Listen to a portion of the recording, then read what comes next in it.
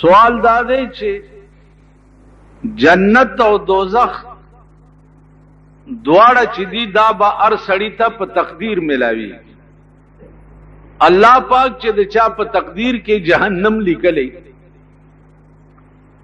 آب جهنم ته ځي، او چې د چا په تقدیر کې جنت لیکلی نو هغه به جنت ته ځي.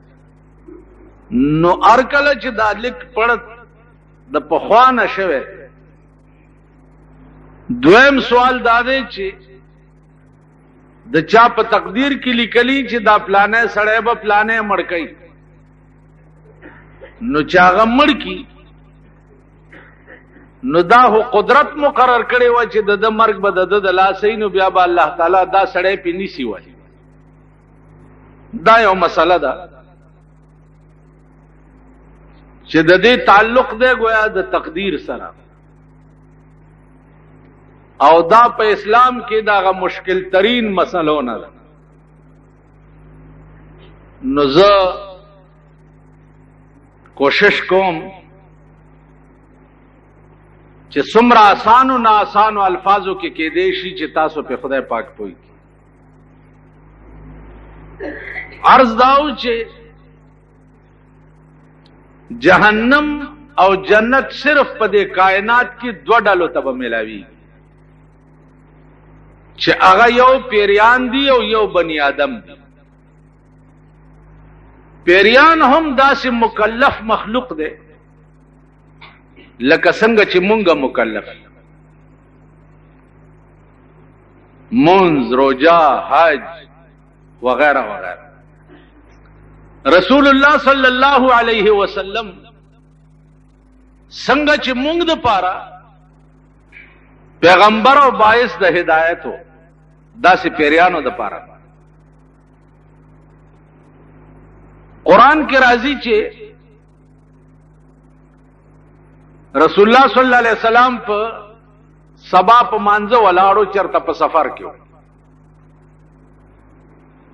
نو د پیریانو یو ډله په لاره تیرې ده.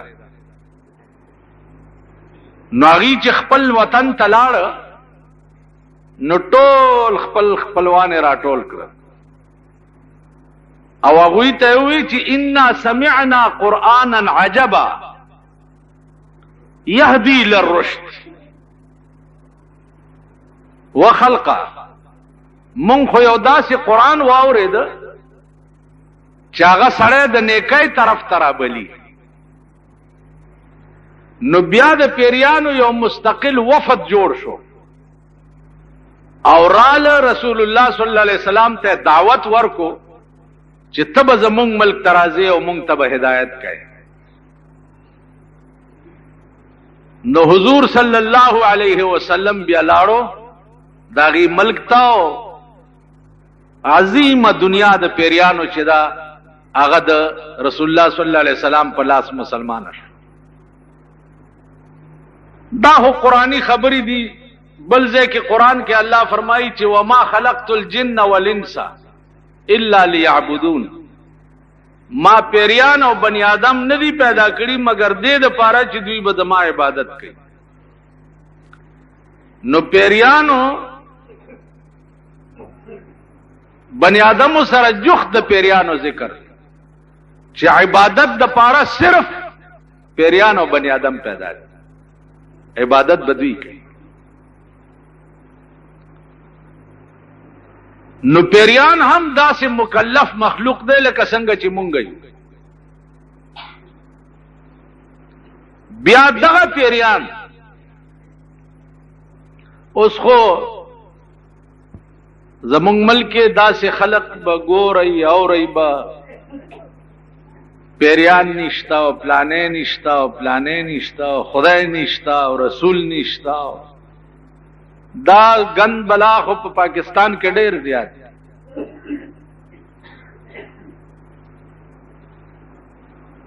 خو زه حقایق درته وایم چې قرآن او حدیث خو په خپل ځای صحیح دي او چې څه ویلي دي آمنا وصدق. زه درته په دې دنیا کې خیم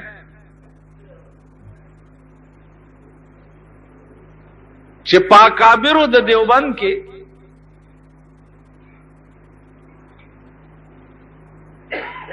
هغه پیره یو بزرگ لیدلې دی چې کم پیری جناب رسول الله صلی الله علیه وسلم کتل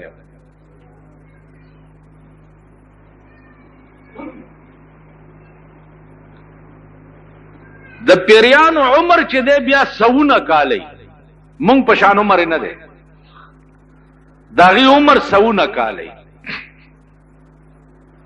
نو اکابرو د دیوبند کې هغه بزرگم تیر شوی دی چې چا هغه پیری لیدلې چې کم پیری جناب رسول الله صلی الله علیه وسلم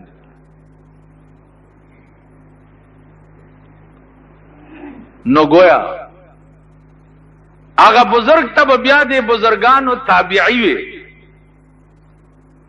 زکه چې کم پیری پیغمبر لیدلې نو دا پیره صحابي وو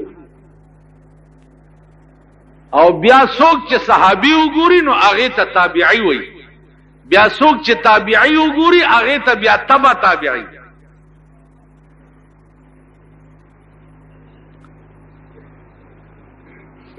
نو عزیزانو دا تبع تابعی کې دا ائمه مجتهدین هم ټول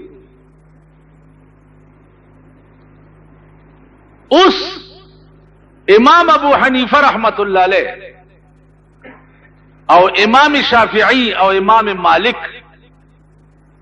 او امام حنبل رحمهم الله تعالی وتبارک دا دومره لوی خلق تیر شوی دي دومره لوی خلق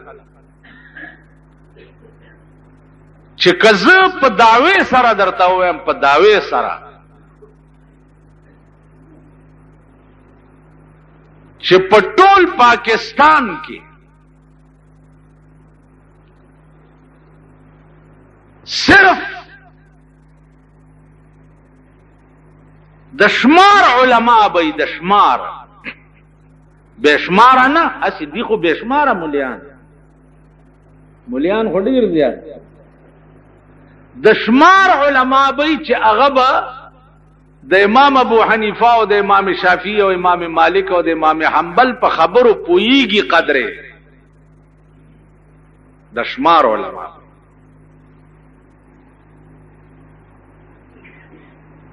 بیا د امام ابو حنیفه عقل او فهم داغه زکاوت دا تپوس بیا اهل علم نه پکار او هغه اهل علم چې چا په یوشتو علوم باندې عبور وي یوشت علم دي چې په دې ټول علوم عبور وي هغه سړی نه بیا تپوس پکار دی چې امام ابو حنیفه د څومره لوی علم مالک سره او زمون په دې آزاد ملک او په جمهوری ملک الا وای جمهوریت ته خطر ده په پندای کې غوایما جوړه ده وای الا جمهوریت ته خطر ده جمهوریت ته خطر نه ده دغه جنای ته خطر ده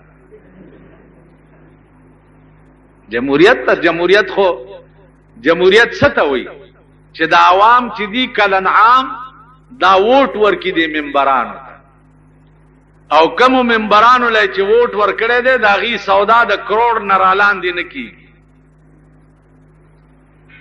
کروڑ نرالان دي زمون سودا خو په 50 روپۍ کېږي مونږ خو مليان یو 50 روپۍ را کې کافرم درته بخو کنه جی زمون سودا هډه ارزانه داغه هوغه دغه پنجابي غویان دي د کروڑ نرالان دي سودا نه کی حالا وی جمهوریت ته خطر ده په دې آزاد ملک کې خزو تم دا جرأت حاصل ده خزو ته چې اغا د ملک په اخبار کې په غټه سرخی بیان ورکی چې کم حدیث کې لیکلي دي چې جنکای بداکی میچ نه کوي او ټینس بنه کوي کم حدیث کې خزو تم دا جرأت حاصل دا چې د سړی د زامن او ملک وې او د انسان د بچو په دې حکومت وې دا خزبه ما بس کړې وې ورسره نن خزه را پاسي نو ته دې خزه نه دا تاسو کا چې و په خې پلشته تا کوم حدیث ویلې تا کوم حدیثونه ویلې دي چې هغه حدیث کې درته ذوق ہے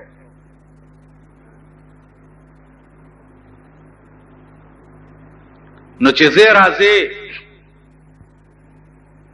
دغه تب جوړېږي چې زاغان کې لاست په سر د سروي تو تیان تلان دې د ځان ویرونا کوي زاغان کې ناست په سر د سروي تو تیان تلان دې د ځان ویرونا کوي رزلال پاسی عبدالعظیم په شریفانو اعتراض نہ کوي زاغان کې لاست په سرد سروي تو تیان تلان دې د ځان ویرونا کوي رزلال پاسی عبدالعظیم په شریفانو اعتراض نہ کوي رزیلان د زمانه او رزیل او پلیت د زمانه اغه نن را پاسی او کوم حدیث کې لیکلي دي چې د خزو اکی میچ ناروا اوای په ایمان تاسو ټولو کړه ټلویزیون نشتا لیدلیم دي چې نه کوه غاندامونه وای ها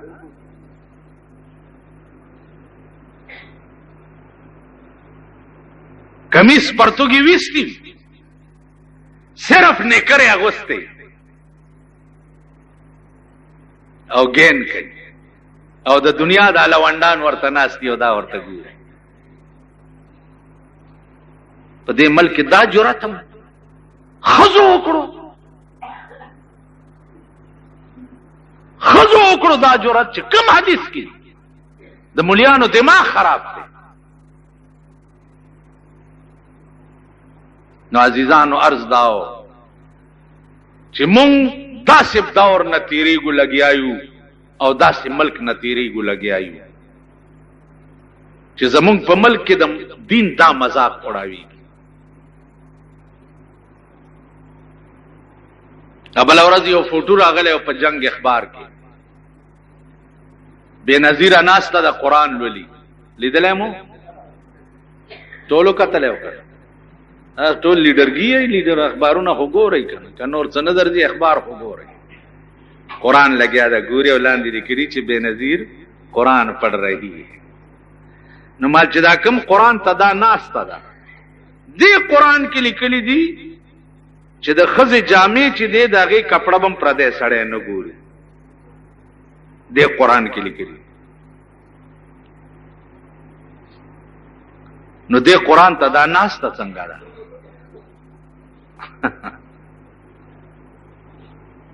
دا د قران سره ټوکی دي او دا که قران لستل او قران باندې عمل کوي دی قران کې لیکلي وقرنا فی بیوتکن دی قران کې لیکلي قل للمؤمنات یغضضن من ابصارهن دی قران کې لیکلي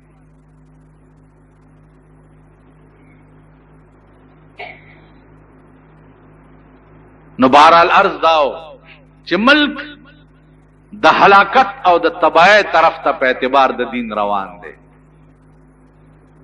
اسلام سره چې کوم ماحول جوړ دی الله دې امان راکړي سبکی انجام بچي د دې ملک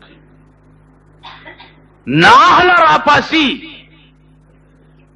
ناهلا او امام ابو حنیفه غوندي داسې خلق مشته په دې ملک چې امام ابو حنیفه ته کافر وای، امام شافعی ته کافر وای، امام مالک ته کافر وای. هغه خلق سره زمونږ روزګار دی، زمونږ روابط دي، زمونږ تعلقات. هغه خلق هم په دې ملک شته چې ابو بکر صدیق ته ظالم او کافر وای، حضرت عمر ته ظالم او کافر وای، حضرت عثمان ته ظالم او کافر وای. د ټولو خلقو سره زمونږ روابط، زمونږ تعلقات. نو تما ته وایه چې د کم ملک دا حالت دا هغه ملک بس انجام، کم ملک چې یو جوکر ملک، جوکر مونږ پاکستان جوکر ملک دی. جوکر وی نقلی تا، نقلیان او جوکران. دا د جوکرانو بچی چې دی، خو چې کم شی په امریکا کې وګوري یا د امریکې ریل وګوري په ټي وي باندې، دا د جوکر بچی سباله هغه شی دویم شروع. که تاسو خیال کړئ د امریکنیانو دا لیونی براتله دلته به ګرځېده را ګرځېده، دا هیپیز چیز. دوی به یو شین غوندې پتلون اچولی و، د جیم غوندې کپړه به وه او شین غوندې داسې مرداره غوندې. تر اوسه پورې زمونږ د هلکانو ته وګوره، هغه د هیپیز په شان کپړې پتلونونه دوی مچوي. د هغوی سرونه د لیونیانو غوندې چې دوی کتلي دي، هغسې سرونه د لیونیانو دویم جوړ کړي. نو دا یو جوکر ملک دی، نقلی. خو چې د روس او د امریکې او د پیرنګیانو کم پاټ او جوکرتوب وګوري، هغه دویم شروع. دا ملک به اعلی ملکیږي چې دې کې تقلید محمدی شروع شي. زما څه کار دی چې زه به د امریکې تقلید کوم؟ تاسو د اخبارات وګورئ، روزانه پکې د بار ملکونو د ښځو د کپړو فیشن وي. نو زمونږ د ملک ښځو هغه لباس اچولی او بیا د هغه ښځو فوټو وګورئ، چا ښځې داسې کړي. دا خو ګورئ را ګورئ، خدای مرکه، چا ښځې داسې کړي، چا یو وخت په دلته داسې ایښي، داسې کړي، چا دا خو ګورئ. دا څوک دي؟ دا څوک؟ د پاکستان یو لوی وزیر او لوی قانوندان د هغه لور په انډیا کې لوی اډمه ده، لوی اډمه ده. اگر چې مونږ هغه ډمتوب ته ثقافت وایو، صحافت، دا صحافیان یعنی غریب سړی که په دې سړک ګډیږي وای دا ډم دی، لښتی دی، او معتبر چې ګډیږي وای دا صحافي دی. نه صحافي دی که څه ورته وایي، دا فنکار دی، دا فنکار دی. په ټي وي چې څوک ګډیږي فنکار شي، او په سړک چې څوک ګډیږي اډم شي. د دې داسې مثال دی لکه غول پراته دي، تا په کاشوغه وخوړل حلوا شو، او که ما په ګوته وسټل غول شو. که دغه غول ته په کاشوغه خورې نو دا حلوا ده، او که ما په ګوته وسټل نو زه غول خور یم. نو که دوی په ډیوي باندې ګډېږي نو دا فنکاران دي، او که مونږ په سړک چرته ګډ شو دا ډمان. نو زاغان کې ناست په سر د سروي، توتیان ته لاندې د ځان ویرونه کوي. رزلال پاسی عبدالعظیم په شریفانو اعتراض نه کوي. نن رساله د زمانی چې دي ا معززین د زمانی دي او معزز د زمانی چې دي ا رساله د زمانی ګڼل شي. نو عرض می داو چې سوال د تقدیرو چې ارکلا قدرت لیکلی دي چې دا سړی به زما د لاسه مړ کیږي، نو بیا په ما خدای پاک نیسی والی.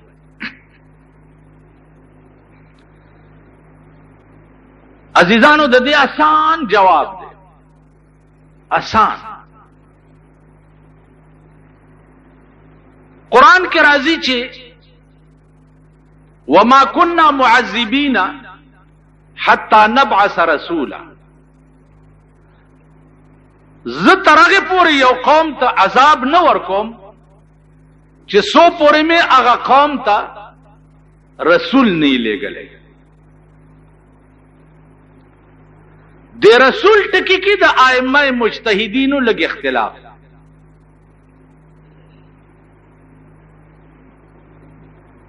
د امام ابو حنیفه رحمت الله علیه مذهب دا دی چې رسول نه مراد چې د عقل کامل او عقل سلیم مراد دی. زه ترغه پوری چاله عذاب نه ورکوم چې ترسو پوری می هغه ته عقل کامل نه ورکړي. د دې مثال داسې دی لکه نابالغ ماشوم چې مړ شي هغه چار څومره ګناه کړي خدای به پې نیسي. په دومره خو پوهېږئ تاسو کم سړی چې بالغ شوی نه، نابالغ ماشوم چې هر څومره ګناه او غلطۍ کړي وي هغه په خدای پاک کغلای کړي او کار څه کړي، او چې بالغ شي او بیا وکي بیا به پې نیسي. ځکه چې په بلوغ سره دغه عقل کامل او عقل سلیم راغی. چې عقل کامل پکې راغی نو د ښه او د بد د تمیز ماده قدرت د په دماغ کې کېښوده.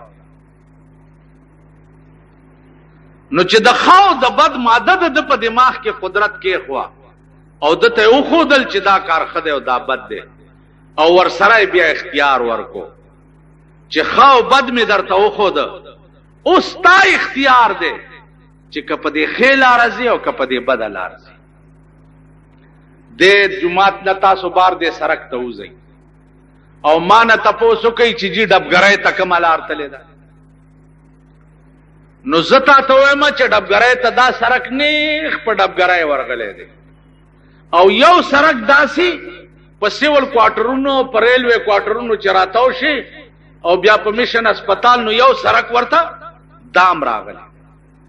نو ته چې سره د عقله دا دولې اشتلار پرېږدې ډبګرۍ ته او په دې اوږده روان شي، دې کې زما څه ګناه شته؟ حاجی یعنی دا خو به نه وی چې ده راته غلطه ښودلې ده. تا ته وایم چې ډبګرۍ ته دا لنډه لار د 2 فرلانګه کې ډبګرۍ ده، او که داسې ځې نو 1 میل لار جوړېږي، او ته ماته وایي چې یاره په دې لنډه نه ځم په دې اوږده ځم. نو خدای دې بیخ بنیاد هم ورپسې وباسه او چې په لنډه نه ځې او په اوږده ځې. خبره ده که اوس تا ته قدرت وښوده چې دا شی حلال دا حرام، دا روا دا ناروا، دا جائز دا ناجائز. ٹھیک شو؟ اوس وګوره سړی ښځه ده، دا خپله ښځه دی چې 2 لفظه دی ویلي دي، تا قبوله کړې وه او ما قبوله کړه. ٹھیک شو؟ دا تا ته حلاله ده. دې ښځې سره هر قسم تعلق جائز نه بلکې باعث د ثواب دی. په دې 2 ټکو هر څه روا دي درته، او دا 2 ټکي نه دي شوي، او دا تعلق چې ته خپلې ښځې سره ساتې دا یو پردی ښځې سره وساتې دا حرام دي. د دې به تا ته سزا ملاوي.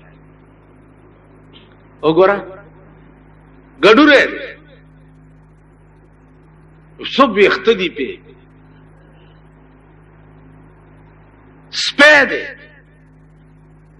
عام حیوان دی، دا عام حیوان.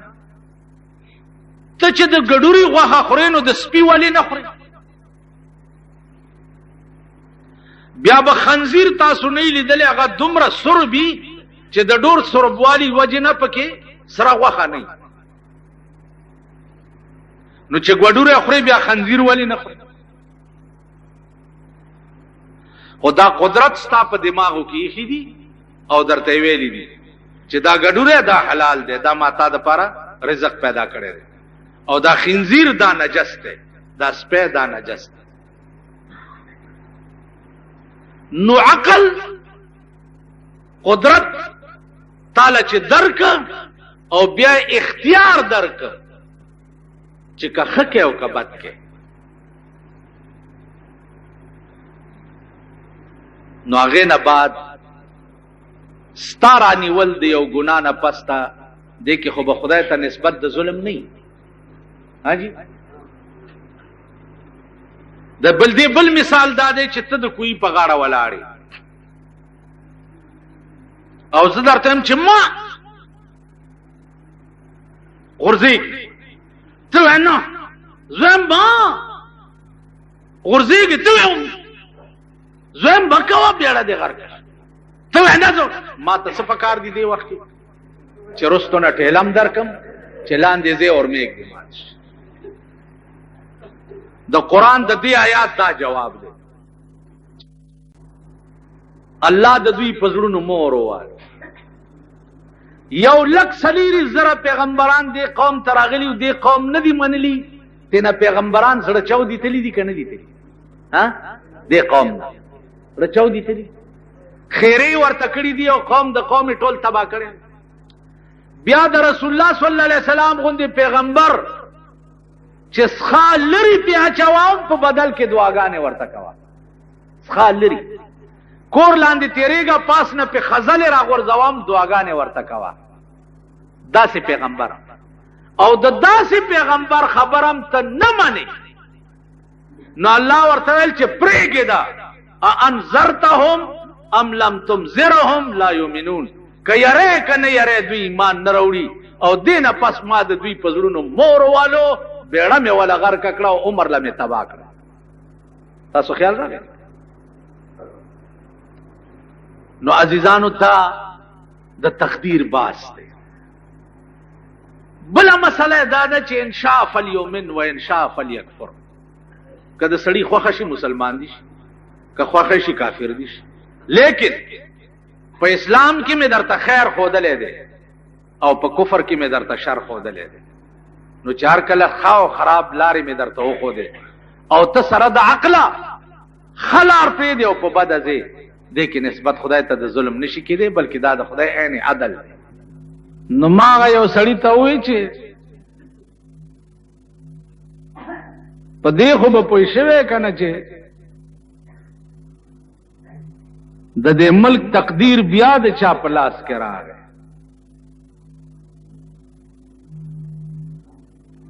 ویلاو په دې پوه شو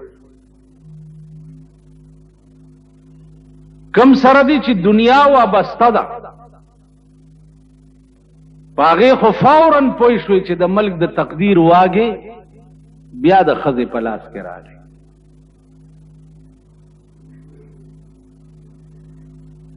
ځکه چې دی به چغې موالي چې پاکستان کا تقدیر بے نظیر بے نظیر.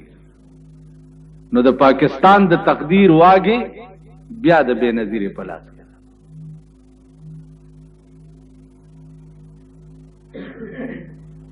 دې سره زما کار نشته چې د هر چا په لاس کې راځي. خدا سے پوهېږم چې د الله پاک ارادې دې ملک ته سخې نه دي.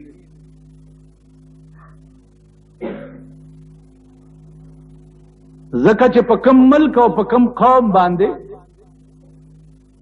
خدای پاک عذاب راوستل غواړي نو داغه ملک او داغه قوم آثار بدل شي. داغه ملک او داغه قوم نه عقل لاړ شي، ہوش و حواس ته لاړ شي، عقل و فهم ته لاړ شي.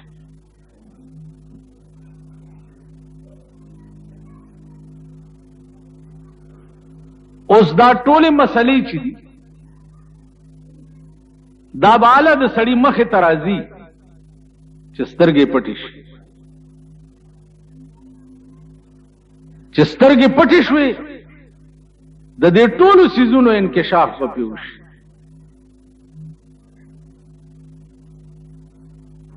اوس به بیا دې چغې وایي، فریاد به کوي،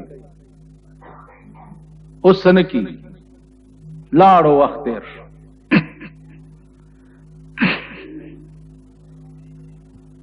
عرض داو عزیزانو چې د قبر معامله چې ده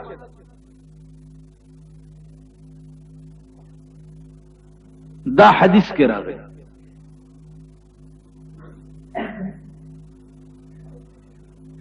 حدیث کې راغلی دي چې قبر یا جنت شي او یا دوزخ شي. اوس د روح تعلق چې دی هغه د قبر سره څنګه؟ عزیزانو دا بیا ډېر وسیع علم سره تعلق لري، دواړه طرف نه روایاتو سره تعلق لري، او بیا د دواړو طرفو روایات چې کوم دي هغه خپلو کې تطبیق سره تعلق لري.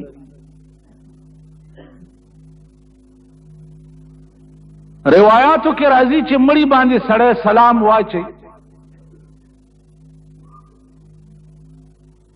نو امام غزالی لیکلی دی احیاء العلوم کې چې امړه وعلیکم السلام هم وایي. بیا امام غزالی وایي چې مړی ته سړی ورشي نو خپو ته دی ورته ودرېږي، ځکه چې خپو ته ورته مړی ته ودرېږي نو دې مړی ته دا سړی ښکاري چې پلانې زما قبر ته راغلی.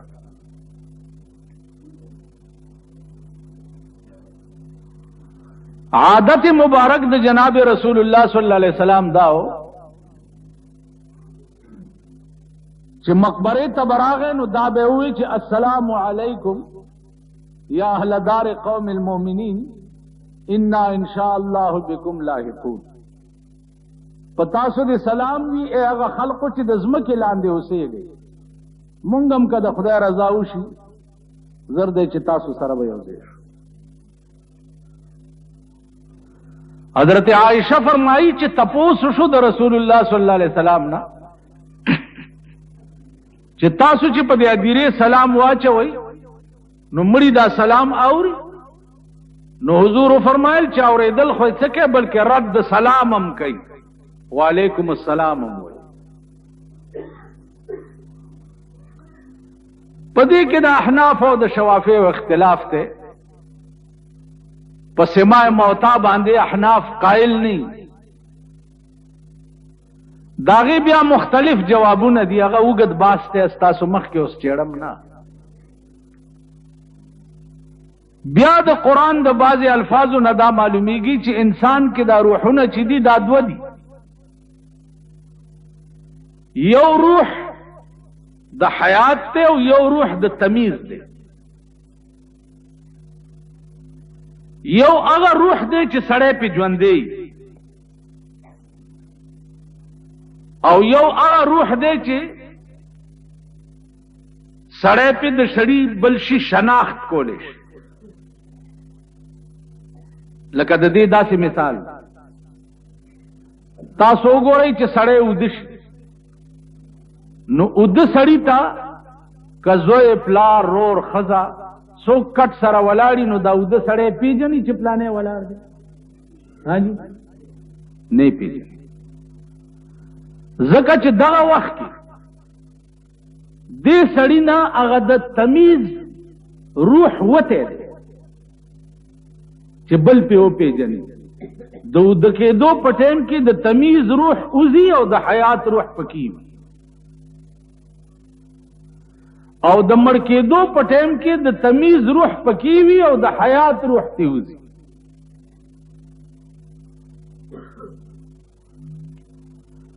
نو ګویا علما وایي چې روحونه دوه دي، یو د تمیز روح دی او یو د حیات روح.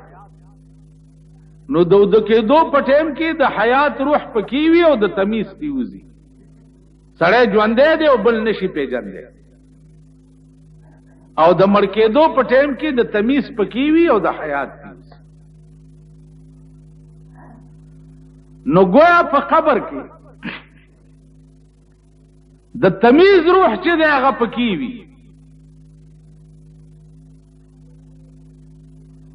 او د روح د حیات ته وته خود حیات د روح تعلق چې دی هغه د علیین او د سجین نه هم د قبر سره وي. تعلق ور سره ځکه چې دی په خو بد محسوس کی. د دې داسې مثال دی لکه دې ځای نه وګوره ته یو ګوډای والو زوا ګوډای والو ځای پخوا به زمونږ پالکوالی زمانه کې جنکو ګوډای الوزو او دا شرط به ولګولو چې کوم الک زما ګوډای کانټا کانو زباغه سره نکاح تړه نو د الکانو به بیا غي جنای سره په بورز باندې ګوډای الوزولې چې د دې ګوډای کانټا کم چې د جنای زوک. اوس جنکو اعلان کړی دی چې چا په کرکټ یا په اکی میچ کې زما باندې بیلو دا نو هغه الک سره به زه نکاح تړه. نو اس کا د چا لکانو شوق کیږي اکی میچ زده کوي نو اکی میچ چې زده کوي نو بس چې کومې جنای لا شکست ورکوي هغه جنای به در سره نکاح تړي. اوس معامله دې ته پاتې او زه خپل زړه کې خوشحال یم چې زمونږ محترمه بے نظیره بیا وزیر اعظم شوه ان شاء الله چې یو کال نور تیری دا کدا پاتې حیام در کې پاتې شوه نو په کمړم نو په قبر می متیاز یو کدا پاتې حیام در کې پاتې کم ازادي چې د دې په دور حکومت کې خزو شروع کړي دا الله دې امان را. اوس ماته خلق ټلیفونونه کوي دي په ټي وي باندې دي جنکای بربندې میچ کوي او جنکای پربند زما څه کار دی مال سره ټلیفون کې زما خودم راوسته چې زه به یا د جمعې مونږ کې وایم یا چرته جلسه یې زه به وایم پکې دا خو ورشي هغه قومي اسمبلی ممبرانو ته وایي که پروردګار ټول په تڼاکو سټکوري کی دا خو هغې ته وایي چې چا د دې ملک د تقدیر فیصله کړی دي او د دې ملک تقدیر د چا په لاس کې دی دا خو هغوی ته وایي دا خو هغه بې شرم او بې حیاو ته وایي چې چا یو کروڑ روپۍ واغستې ووټې خرڅ کړه. ما ته څه له دا خبره کوه مولانا صاحب تاسو پیچې نه وایي مولانا صاحب ګډې بچي اوس مونږ ته څه وایي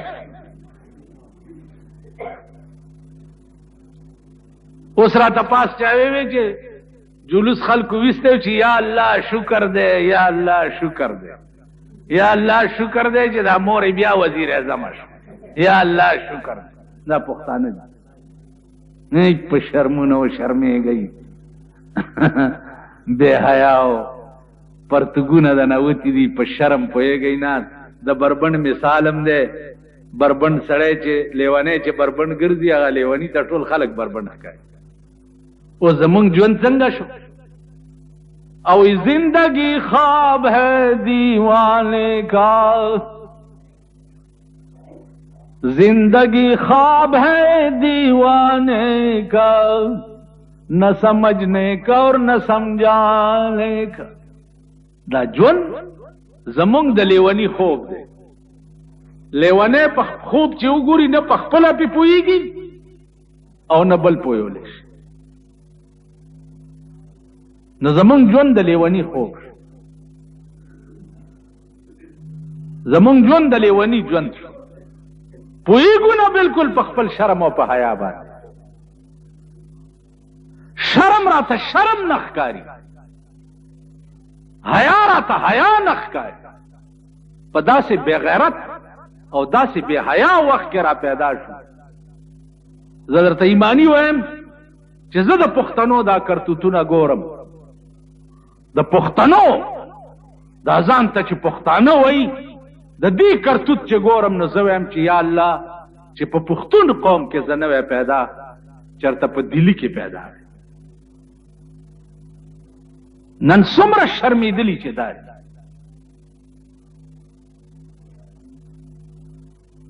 په شرم یې څه کار نشته.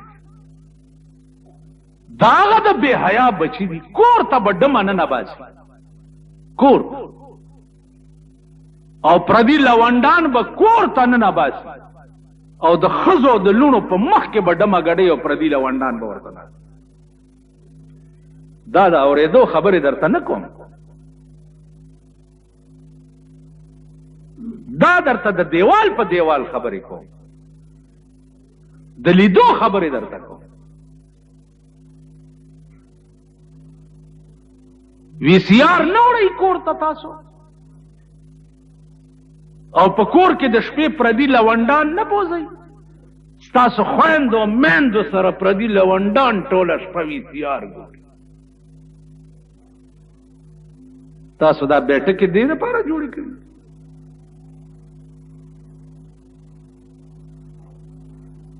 بیا چې ستندر در باندې پریوزي وي هاي هاي خدای دې نور هاي هاي نور هاي هاي.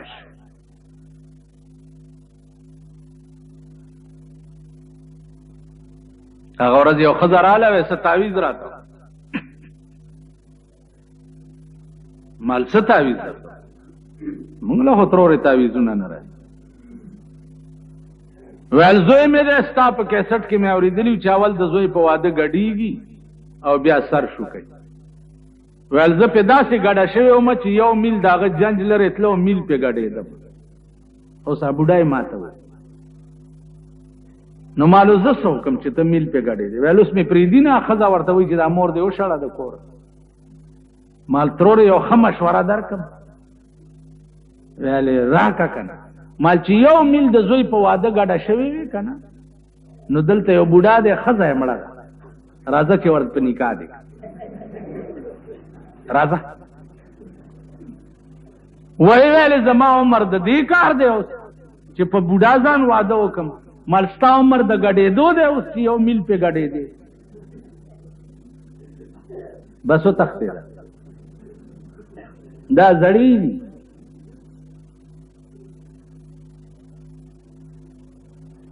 دا زاړه او زړې، دا زاړه وګوره. دلته باروزه دی کوڅې نه بار په دې سړک باندې د مازدیګر ټایم کې سپینګیري ناست دي، دوه مړه ځانې لاس کې نیولي. دغه سپینګیري ورته کور دی د میردین جومات شه، چېرته جومات کې کښېنه، چېرته د سړي زوی شه، سړیتوب زده کړه، کور دی وران شي. دا زړه دي او زړې چې وګورئ په لاره ګورئ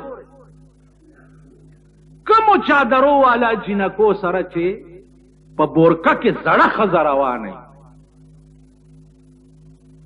زړه ډونډې ولګوئ، دا زړه چې ده دا دلاله وي.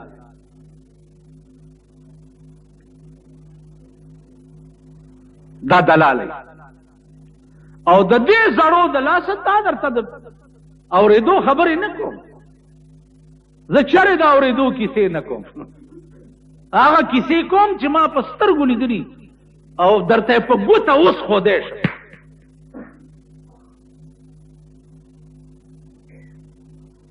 دا زمونږ د زړو سړو حال دی او دا زمونږ د زړو ښځو حال. دې ملک نه دا شی جوړ.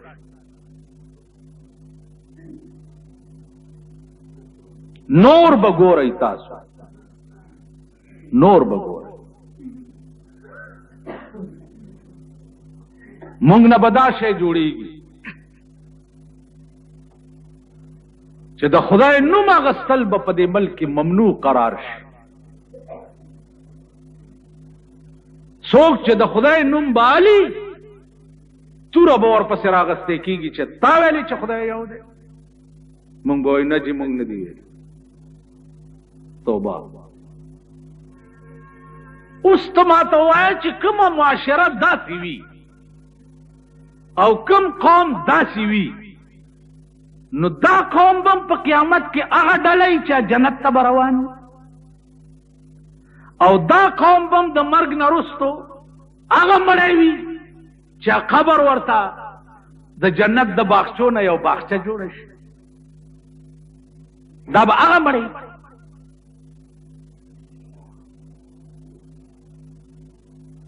تاسو خپله سوچ وکړئ، خپله فکر وکړئ. یو سړی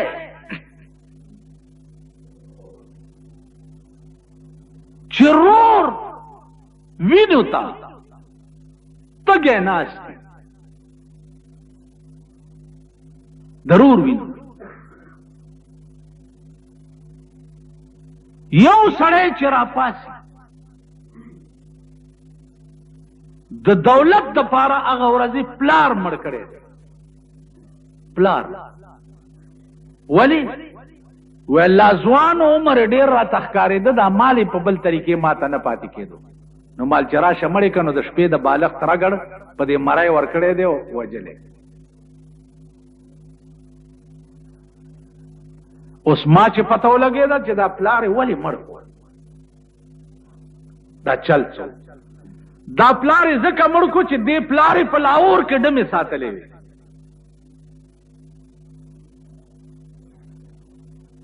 او دې ځای نه بتلو په لاهور کې به پیسې په ډمو هلته باج کولې، نو زوی ورسره دا چل. نو خبره چې ما ته چې یاره دي چې دا به ګناهي کوي، مال ګناهونو پسې مه ګرځه، خدای دې ما معاف کړي، خو داسې حرامي ژوندی پرېښول نه و پکار. مال خدای مې دې نه ګناهګاروي په دې. تاسو پوه شوئ؟ نو عزیزانو یو حال لګېدلی دی په دې ملک کې، یو حال دی. که بازارونو ته ورشي، که دکانونو ته ورشي، هر سړی په دې طاق کې وي چې مرداره به چرته وي، په دې طاق کې وي. نو چې د یو سړي شپه ورځ تصور مرداره وي، شپه ورځ، او دا سړی مړ شي، نو د مرګ نه وروسته د ده قبر به هم د جنت د باغچو نه یو باغچه. خپل ملک ته لږ وګورئ. ما ته څه ضرورت دی د تفصیل بیانولو؟ خپل ملک ته وګورئ.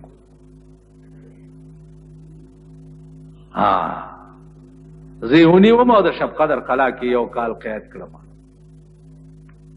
نو کله کله به بار اجازت راته شوی او بار به ګرځېدم، نو یو سړی په ډانګورو ګرځېدو. ما ورته چې هلکه دا خپلې خوږ وتا نه چې غوسه کړې ده.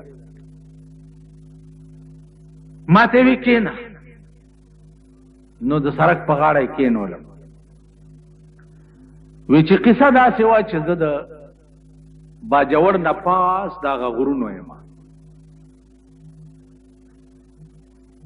اوښان مې ساتلي. نو زما یو اوښ لیونی شو، چې لیونی شو نو ما پسې شو، چې ما پسې شو زه مخکې اوښ را پسې منډې منډې منډې. ویلې د غره بیخ کې ادیره ده، هلته هغې کې یو سمسته غوندې وه، په هغې کې ورننوتم تی چې دې بلا نه اوس خلاص. وی دا اوښ راغی او د هغه سرنګ په دې خوله کې راته سملاستو او دا بوتاړې په سرنګ کې کېښو. مطلب یې دا و چې راوځې به په کوم. وی سرنګ کې زه ناست وم چې ډېر ساعت تېر شو، نو نظر مې ولګېدو، لږه رڼا شوه. چې ګورم مړی پروت دی، دانچه ده، غوښه پې پورې نشته، وډوکي پراته. نو یو اجدها پرته دا لوی مار چې زما د دې پتون عمره وی غټه وه هغه هم دې مړي سره اوږده اوږده پرته ده او دا هغه اجدها په دې سر باندې د دې کټې ګوتې عمره یو سپین لړم ګرځېدو او د هغې هغه شرار آواز د هغه لړم چې و داسې شرار یې کولو لکه د پاس نه چې اوبه را پرېوځي یو نیر راخلاصي د پا نه او شرار کوي داسې د هغه لړم شرار آواز کوي اوس دا لړم لس منټه چې تیر شي نو لاړ شي د دې مړي د کوپړی له یو ټک ورکړي چې ټک ورکړي نو دا کوپړی داسې چو غوندې آواز وکړي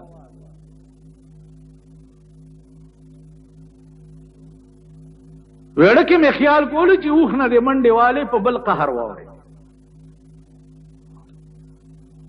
دا اجدها چې دا د دې لړم د وجې رپي نه او نه غږ کوي غلې پرته ده ویړه کې مې خیال وکړو چې ته خو هسې مړې یا به دې دا مار خوري او یا به دې دا لړم خوري خو راشه دا مار خو دې غضب نه خلاص کا وی کېړی مې راوویسته او دا لړم مې د دې اجدها د سر نه داسې ووالو او په کېړی مې مړ کړو خو چې مې مړ کړو زما کېړی په لاس کې ایره شوه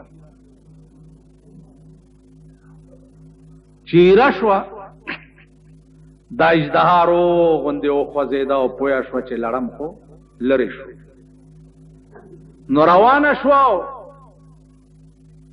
بار په دې سوري وته چې وطنو د دې اوښ دا بوتار چې دی په دې باندې د اجدها چک ولګولو چې چک یې ولګولو نو ویلې دا اوښ چې دی کل بل یو لس سیره پاتې شو ټول راغونډ شو داسې او اوس وځېدو او ایره شو او اجدها هم بیا راننوته او هغه د مړي لاش سره سملاسته زه چې ډېر ساعت پس تېر شو دا اوښ وځېدو نه چې بار ووتمه نو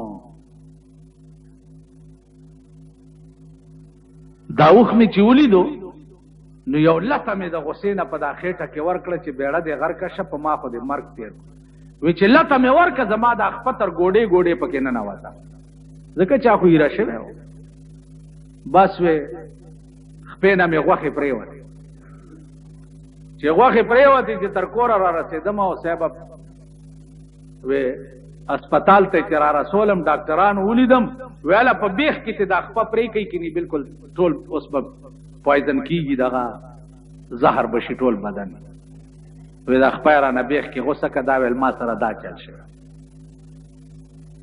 عزیزانو عرض مې دا و چې حدیث کې راغلی دي صحابه ورسره پیغمبر په لاره روان چې په لاره روانو نو یو دوه قبره یې ولیدل او وی فرمایل چې هما يعذبان دا دواړه قبرونه په سخت عذاب کې گرفتار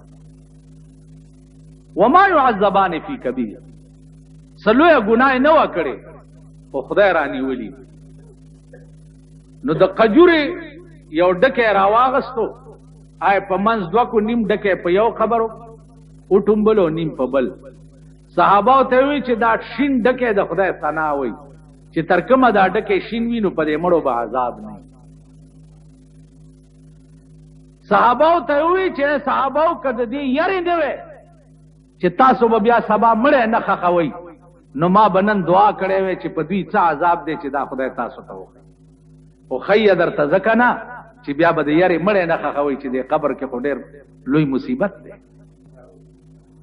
تاسو خیال راکړئ نو صحابه تپوسو کو چې دې څه ګناه کړې و دې مړو وی دا یو مړی داسې و چې تشي متیازې به یې وکړې او دس به یې نه وچولو د تشو متیازو ساس کې به په بدن پرېوته خدای په دې کې رانیولی دی او په سخت عذاب کې گرفتار دې ټکي ته وګورئ او دا بل چې و دا چغلي خور د یو خبره به یو ته رسوله او د بل به بل ته رسوله دوه به جنګول نو د کار دا شیطانتو نو الله په دې عذاب کې گرفتار کړي.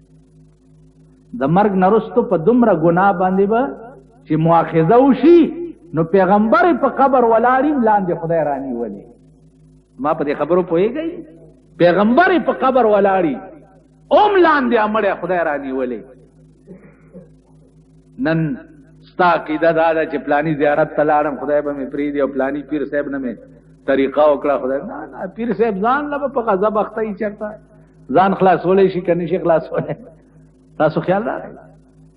بهرحال د مړي سره د قبر سره تعلق د روح چې دی هغه باس لږ مشکل غوندې دی. اب بیا بلې جمعې ته چیړو.